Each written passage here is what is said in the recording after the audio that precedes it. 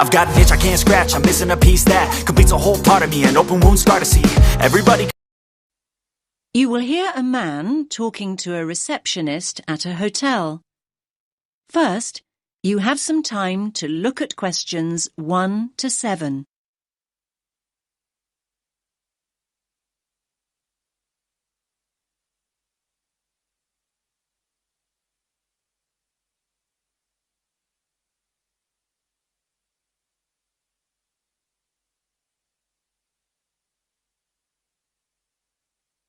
Listen carefully to the first part of the conversation and answer questions 1 to 7. Good evening, sir. Do you have a reservation? Yes. Let me just check I've got everything. Sorry.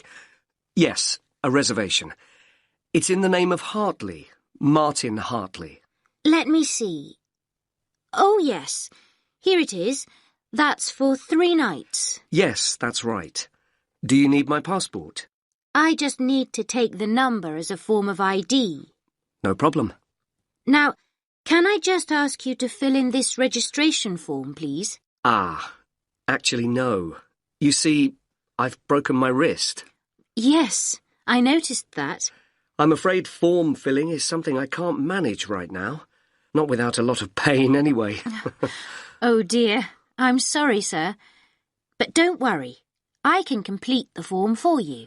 That's very kind of you. What do you need to know? Well, let's start with your name, of course. So that's Martin, Hartley. That's Hartley. Thanks. And your address? 45 Carlisle Way. Could you spell Carlisle for me? Sorry. It's Carlisle.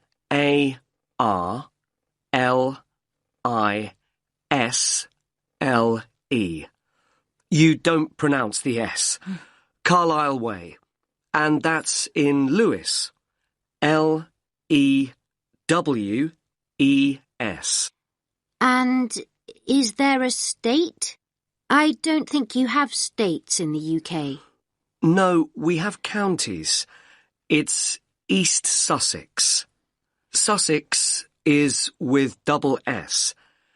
The postcode is LW4 6AU. Do you want my phone number? Actually, no. We contact people by email now.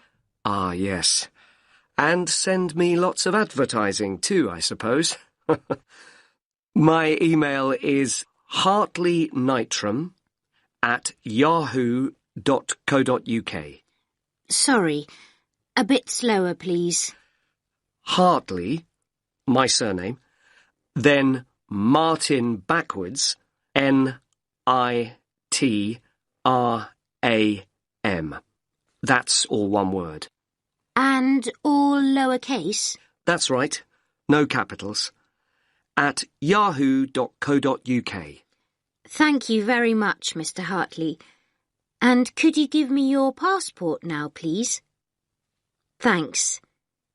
You can have that back now. And that's for 3 nights, so checking out on Sunday morning?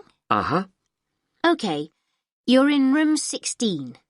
That's on the first floor, overlooking the courtyard. Here's your key. Would you like somebody to take your bag? Now you have some time to look at questions 8 to 10.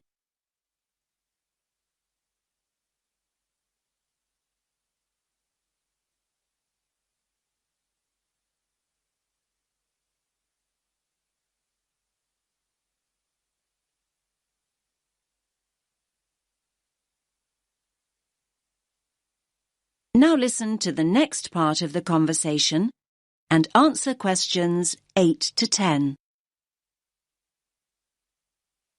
Do you have a map I can take? Yes, of course.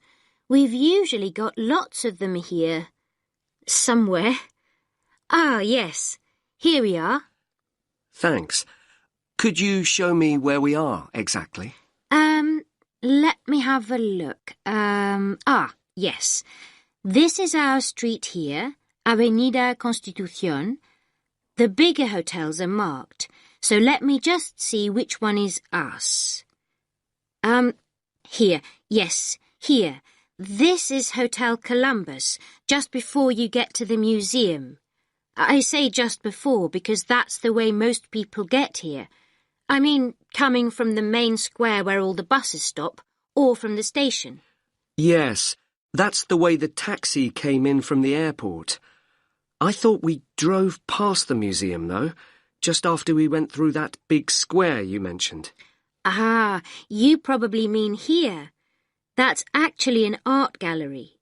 It's worth having a look round, but the museum's more interesting. I think so anyway. Thanks for the tip. I hope I get time. Right, well, tomorrow I've got to be at the conference centre. They told me they'd put me in a hotel that wasn't too far away. Oh, yes. The conference centre's not too far at all.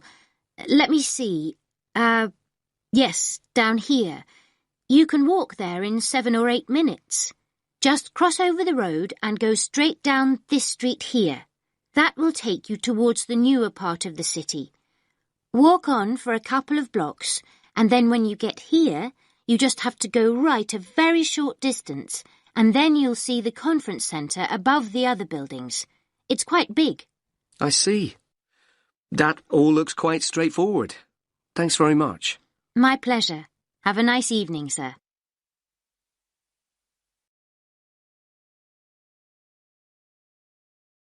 That is the end of part 1. You now have half a minute to check your answers.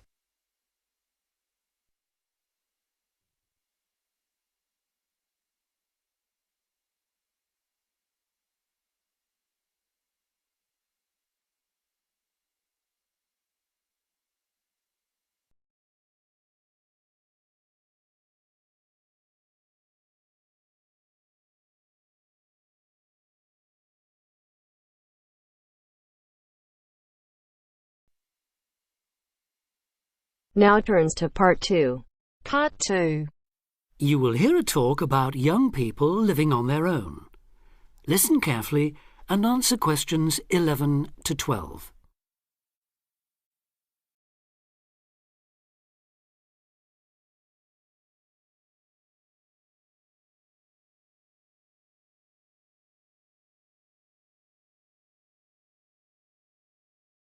Listen carefully and answer questions 11 to 12. Loneliness is something we all suffer from in varying degrees, but young people living on their own can be particularly vulnerable. Many who leave the family home find they are less confident and have more difficulty in finding their feet than they expected.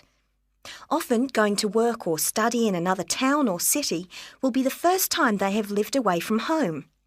Although this may sound like an adventure for those dying to get away from the glare of the parental eye, for others it is a daunting prospect which generates apprehension, uncertainty and even fear. In fact, in a recent survey of over 1,600 people who had recently left home, 32% said that understanding and coping with loneliness was a crucial issue for them and made them feel highly stressed and distracted. An annual report by researchers last year recorded a noticeable increase in the number of individuals with homesickness, transition and isolation issues. Acknowledging that feelings of loneliness and isolation could impede progress at work or study, they examined the number of people using the welfare and health services. They found that young people in particular were prone to difficulties. Last year, 61% of all people using counselling services were aged under 30, and of this group, 57% were men.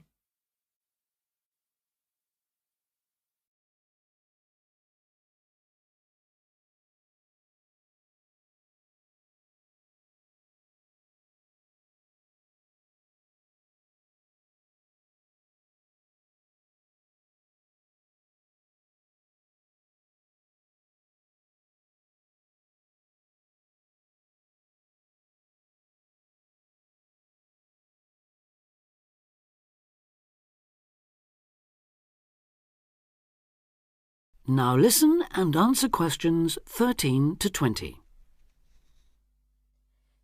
Leaving home involves a major change in lifestyle, work patterns, and degree of independence. You will be away from home, family, and friends, and are no longer supported by familiar surroundings. For this reason, in the first year, a lot of young people suffer from loneliness. Ironically, this sense of isolation comes at a time when you are likely to be surrounded by people most of the time. Living in a busy city, travelling on crowded buses and trains, you will be constantly among people. But this can sometimes compound your sense of being alone. Seeing others who appear at ease among large crowds, mingling and making friends, can make you feel excluded and inadequate. Adapting to a new environment makes people uncertain of what to do or how to behave, and breeds insecurities which can make for a real sense of isolation. It is often those who are more used to being on their own who deal best with the transitional period of leaving home. Other reasons for feeling alone include high expectations of the big city, where you have the best time of your life and meet lifelong friends. It may be the first time you have had to make new friends since you started primary school, and perhaps you are reluctant or finding it hard to replace old friends whom you miss. There are also pressures to juggle work and socialising, which may leave you feeling left out. Or it could be that you have a long-distance relationship and feel torn between your new lifestyle and that special person who lives so far away. Because loneliness can leave you with a sense of low self-esteem, where you become self-conscious and feel you have been rejected, it is very difficult to overcome. You may be reluctant to even try and make new friends or take part in social activities, and will also find it difficult to say no to things, leaving you feeling exploited and weak. One of the ways of combating loneliness is to remember that it's not your fault, and that it's something everyone has to deal with, despite appearances. Counsellors advise those feeling lonely to speak to someone they know about their feelings. They also ask them to consider joining groups and societies, and to get involved in activities which interest them as a way of meeting more people. Of course, overdoing it and jamming your schedule with too many things just to avoid being alone will not work. But meeting others with common interests may be a step forward. If you still feel like you need someone to talk to, you could try group counselling, where you will be able to talk to and receive support from a small number of people with the same difficulties as you. For more information or to be put in touch with an individual counsellor, contact the local town hall support services. That is the end of part 2. You now have half a minute to check your answers.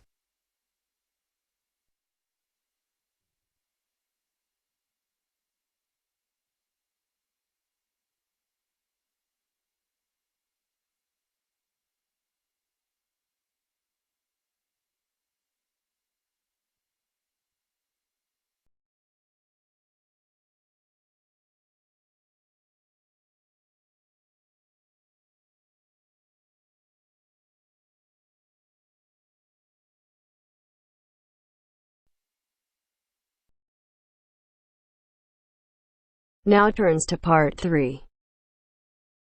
Part 3.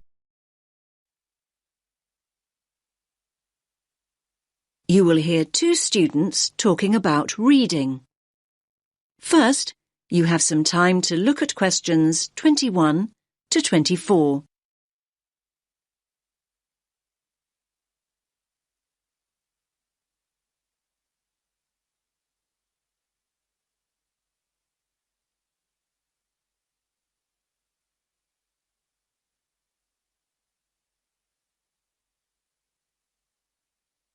Listen carefully to the first part of the conversation and answer questions 21 to 24.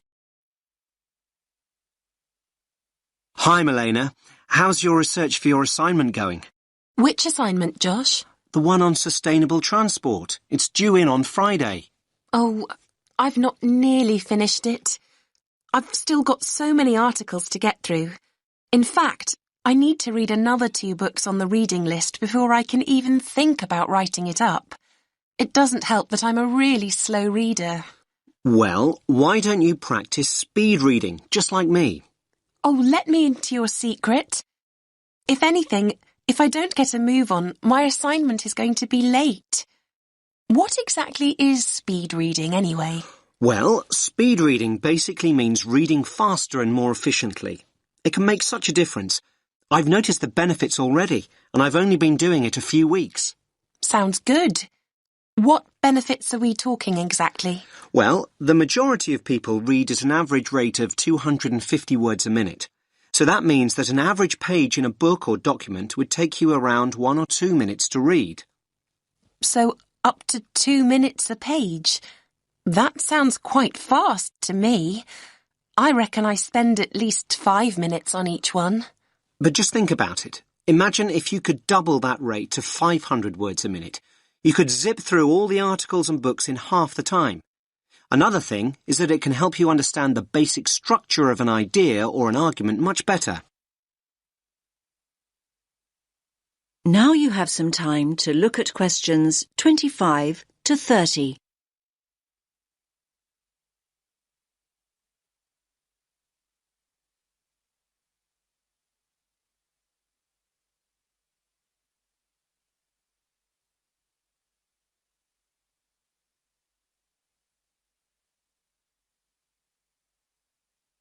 Now listen to the next part of the conversation and answer questions 25 to 30. You make speed reading sound like some kind of sport.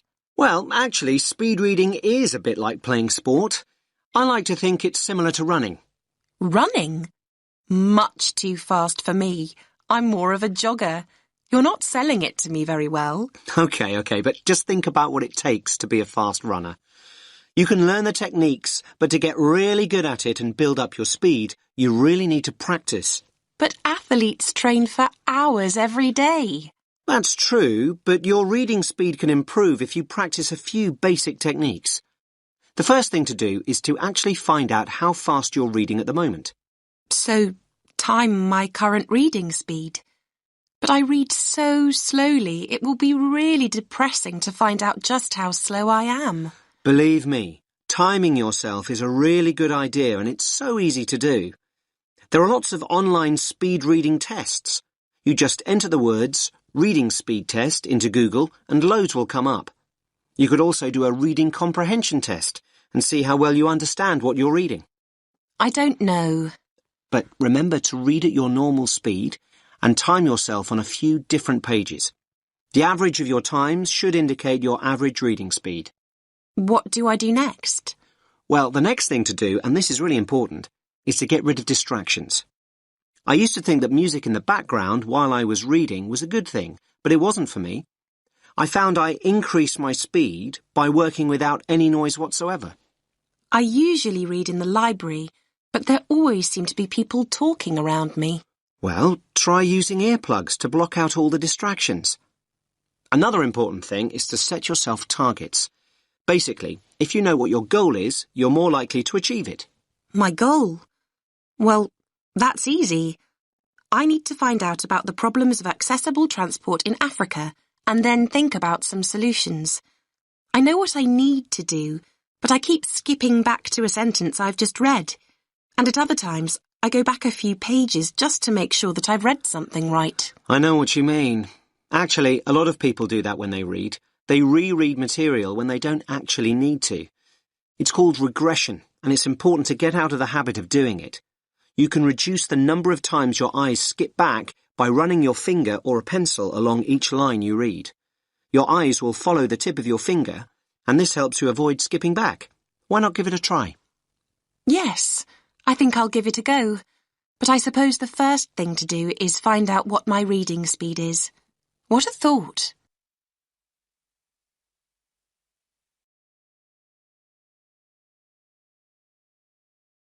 That is the end of part 3. You now have half a minute to check your answers.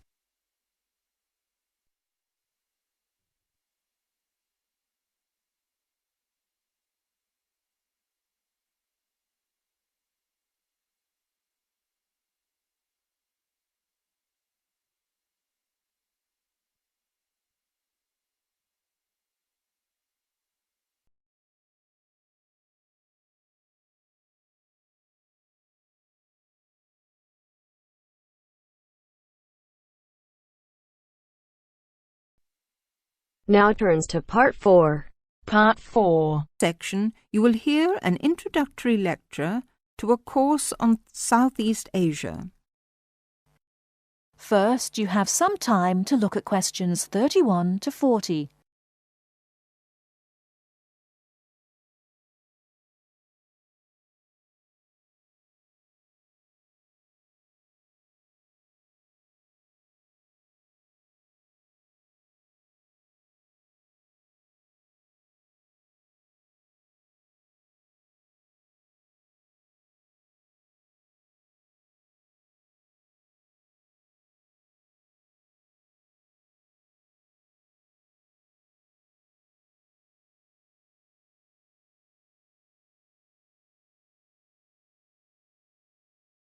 Now, listen carefully and answer questions 31 to 40.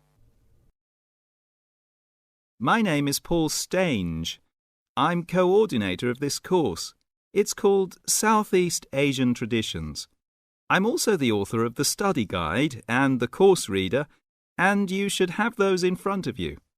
As well as these, you'll need 2 textbooks for the course. There's the one by Osborne and there's another by Legg. I'll talk a bit more about the reading materials in a moment. Now, if you haven't got these materials, you can buy the textbooks at the university bookshop, and you can collect the study guide and the course reader from me on your way out of the lecture.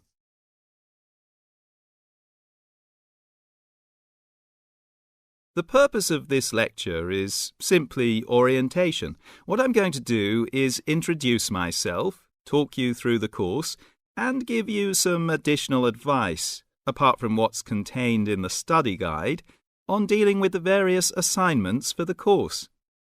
First of all, the materials. You'll find the 2 textbooks very clear, and they give a good basic coverage of the history of the region. Most of the reading materials in the reader are fairly easy-going, but I have to warn you that 2 of them are quite difficult. These are the readings by Smale and Bender, and of these 2, the one by Bender is perhaps the more challenging. But don't let that put you off, because understanding these 2 readings is important to help you develop a clearer understanding of the cultures. In other words, they'll help you acquire greater sensitivity to the differences between the various cultures in the region.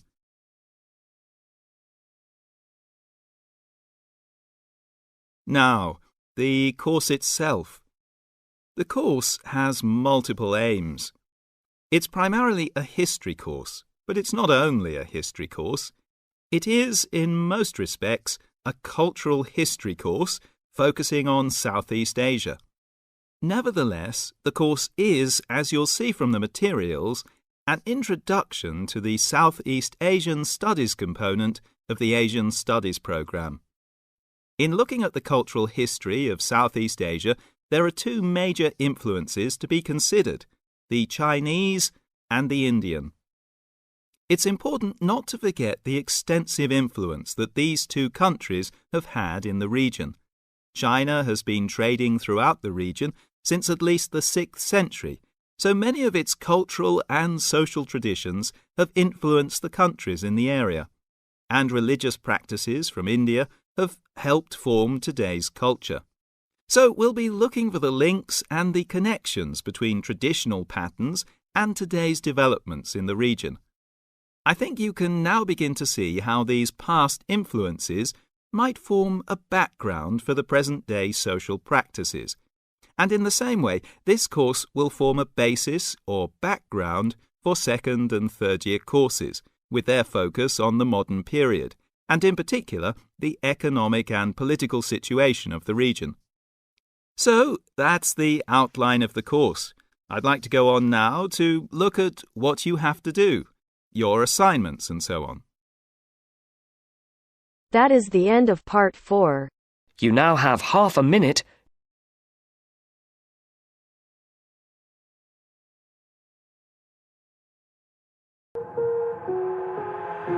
I've got an itch I can't scratch, I'm missing a piece that completes a whole part of me, an open wound scar to see. Everybody come here, gather round, welcome to the freak show, the best in town. What the hell hell's wrong with me? I don't get along with anybody, honestly. I've been living in my own head. Everyone, welcome to our channel. Today in this video I'll be discussing with you writing task 2, and the question for today is: some people are fond of buying new gadgets, phones or laptops. Is this a good or bad thing? Discuss your opinion. So we have to tell that buying new gadget, phones and laptop is a good thing or a bad thing, and we have to tell our opinion as well. Electronic devices are undoubtedly becoming necessary owing to technological advancement. So because the technology is proliferating, so the electronic devices are undeniably becoming necessary. However, many people enjoy purchasing new gadgets, including phones or computers. Nonetheless, I believe that purchasing new technology has both positive and negative aspects. So I believe that it has positive as well as negative aspects, with the drawback being more consequential than benefits. And I believe it's a bad thing that we are buying new gadgets and phones. If we are buying them unnecessarily, then the drawbacks are being more consequential than benefits. So let's start with the body paragraph of 1. People purchase new devices as technology evolves at a rapid pace. So people are purchasing new devices because technology is changing at a rapid pace, and so it is changing incessantly. Increasingly it is changing continuously. Everyone wants to acquire new items because they want to be updated, and upgrading can provide access to more feature rich applications, increased capabilities and faster response time. So that's why you see, if I give an example of Apple phone even, so why the people are buying Apple 12 or 13 now? Because this is more up-to-date phone, upgrading, and they will have features like rich application, increased capabilities and faster response time. So this is the reason like people want to buy new devices. Being up to date is essential these days. Therefore, individuals purchase new things to stay informed in the technological world. So they buy these things because they want it to be up to date.